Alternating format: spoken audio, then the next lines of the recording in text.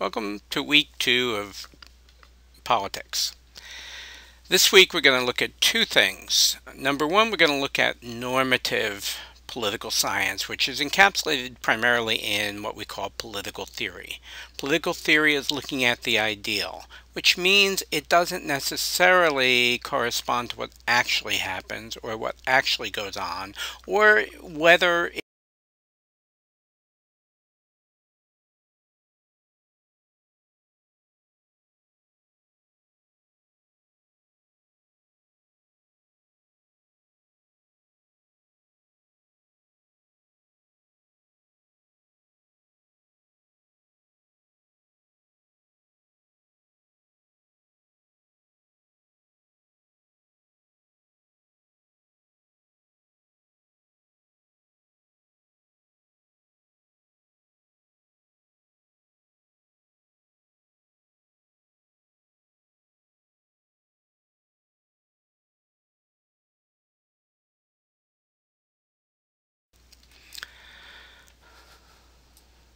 the focus of political theory are normative and ethical questions. And remember, we're less concerned when we talk about political theory with the description of how the world works. We're actually looking at what the ideal political system would look like for living what is called the good life. Now, the good life is a very broad term and includes many different things, and it's different for different theorists. The most famous and important for political science is the famous Plato's allegory of the cave. Now, I'm assuming, because you have Western Civ, or that you're about to have Western Civ, that you at least know the basics. It's a parable of political theory or society or the way that we understand our world, depending on the main goal of why we're looking at it. For political science, we see it as a parable of political theory. The key elements of Plato's allegory of the cave, and let me very quickly say, Plato set up this situation saying, imagine, some people chained in a cave, deep down in the cave, and there's light on the other end behind their backs, but they can't see it. But that light then sort of cast shadows of things that walk between these people whose backs are to the fire and the people, creating these long, large shadows on the wall that they can see. And so the only thing they see are these shadows, and that's considered to be normal in this sort of political ideal. We assume that basically everything that goes by us, those shadows on the wall, are what's real.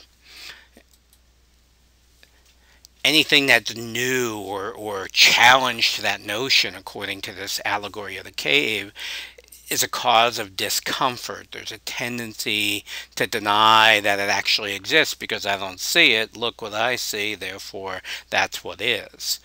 And then the exposure to the world could occur, according to the allegory, where one of these prisoners is then released and allowed to go out, venture outside the cave, and they actually see, instead of these dark moving blobs of shadows that are much taller, he notices that those are the things that actually sort of are the result of real objects.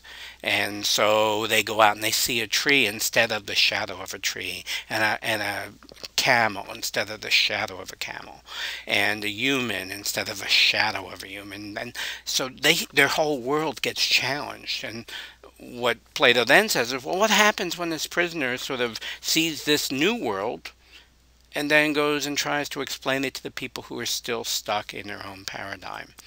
Well, generally speaking, Plato sort of makes the argument that those in the cave who haven't seen the real world but only the shadow world, they're not happy, and they probably want to kill the bearer of news about that world that's outside of that cave. So this allegory of the cave, which is essentially a parable for trying to figure out how we know what we know and why we tend to stick to our conventional wisdom of things, and then the challenge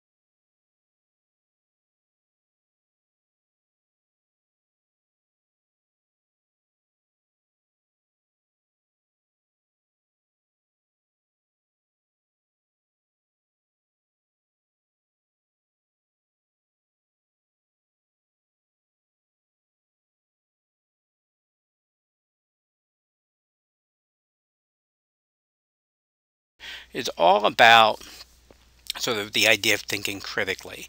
And Plato, through the allegory of the cave, sort of suggests that thinking about politics is like Plato's individual who was once a prisoner and then gets to see the world for what it is. And that requires courage, and it creates all sorts of trouble. Critical thinking is the key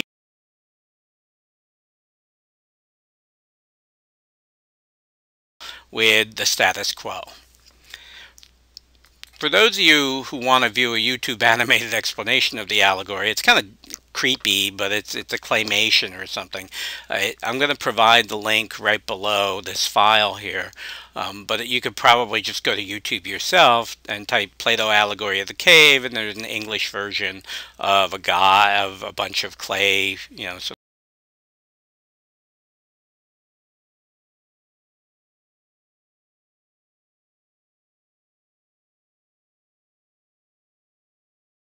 this one though.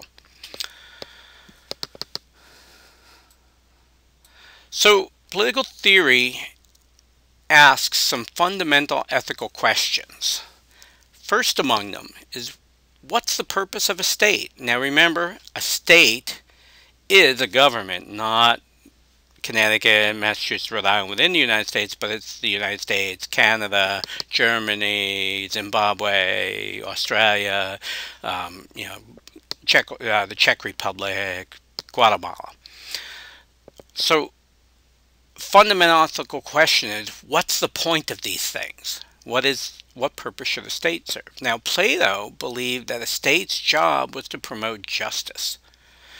And justice to Plato was defined as following your natural position.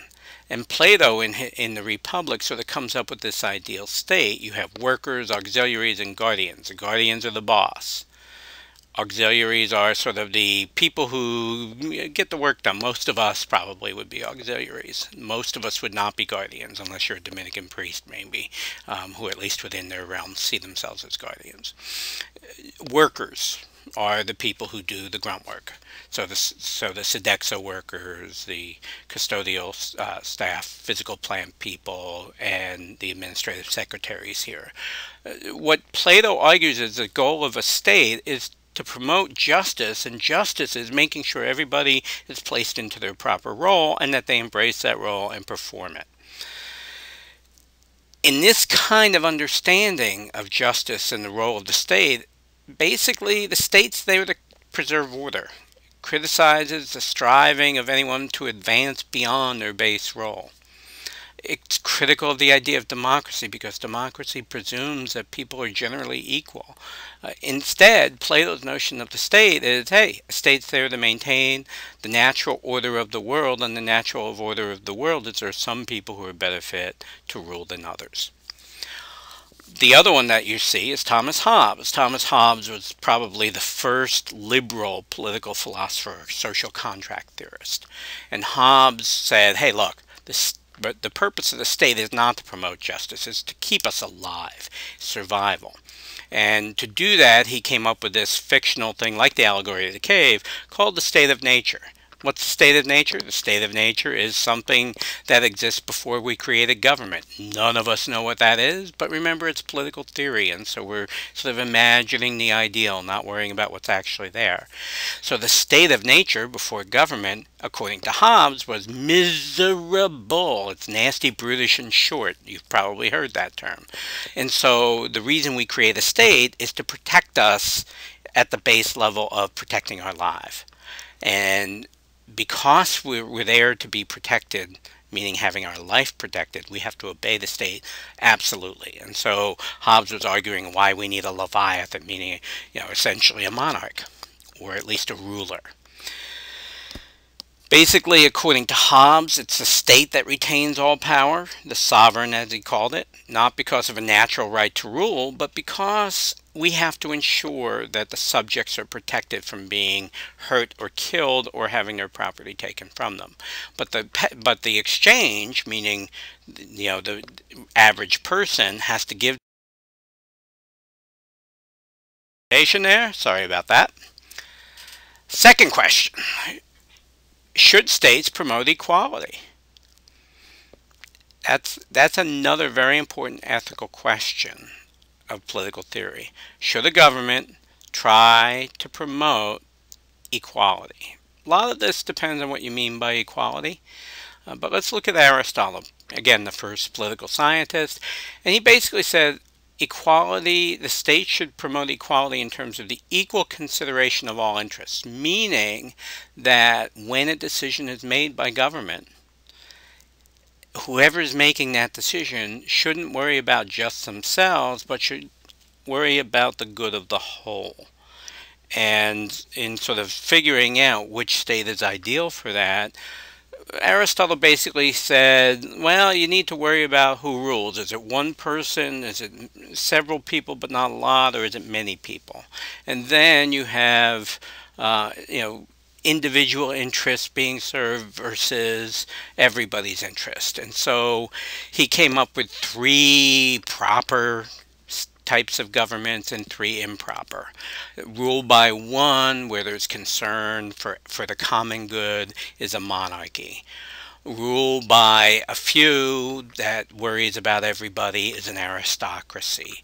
And rule by many, where there's consideration of the public good, it's called a polity. And some people argue that's what we have or what we're supposed to have in the United States. Then Aristotle went on and he said there's three improper versions of each of those two. An individual who basically worries about themselves and rules for their own good and doesn't care about others is a tyrant. So a tyranny is a government that is illegitimate because that individual is focused on themselves. Rule by a few for the good of themselves is an oligarchy. Russia is an example of oligarchy these days, where even though there is an elected leader, Vladimir Putin, there's questions to how free the elections are and then who benefits from the state. And increasingly power and wealth in Russia is being concentrated in a relatively few number of people. And then, believe it or not, Aristotle thought a democracy was ruled by many, but an improper form of government because everybody is looking out for themselves. So we're going to sort of look at the models of democracy and a polity versus a democracy when you read the Hudson thing. But again, in this question of who should promote equality,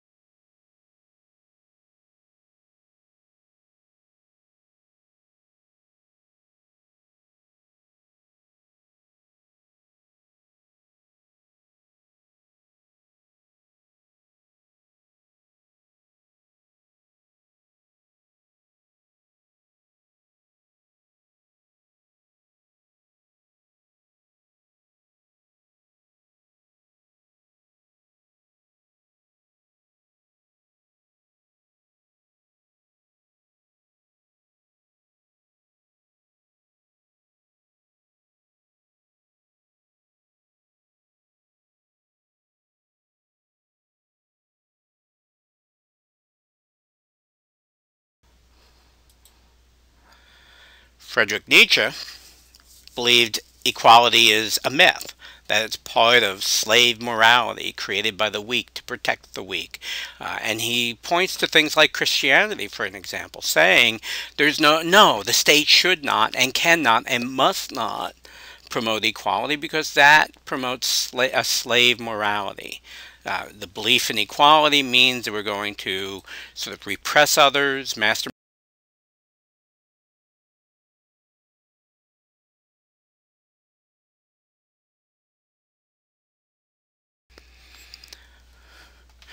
The next question is, should states maximize their own power or serve to restrain? Well, Machiavelli in The Prince said, hey, state needs to maximize it. In The Prince, he laid out sort of a way that you can be loved or feared. And essentially, he said, cultural traditions, folkways, to justify sort of whoever's in power, saturate conquered lands with your own culture, get other people to adopt them, enculturate them or integrate them into your belief system, and make sure nobody sort of gets powerful enough to challenge the view that the prince is the ideal. And again, this is Machiavelli's The Prince, the first modern political theory document. It provides a country. Madison, James Madison, probably the single most important architect for our political system, said, no, no, no, no, no, no, no. We have to have a state that minimizes its power. We need limited government. And you do it through things like the separation of powers, meaning give executive power over there, you give legislative power over there, but each has to work with the other. That way they're always going to fight. Those are called the checks and balances that create institutional conflict, which basically means government's so busy fighting amongst itself that it leads to maximum freedom for you and for me. And so Madison argues the role of government, it's a necessary evil, but it's essentially a negative role, that it should do as little as we absolutely need so that the rest of us can be free to do whatever we want. This notion of individual liberty is very deeply ingrained in American.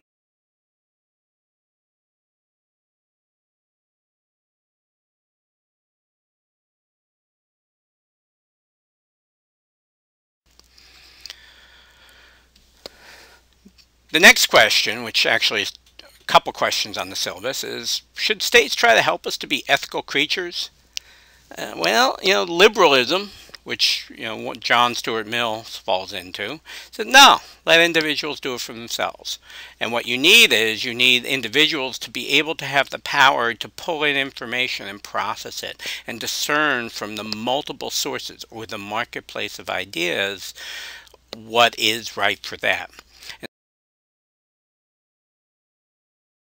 Not to be revealed by government. Religious thinkers, as tend to say the state exists to uphold capital T truth.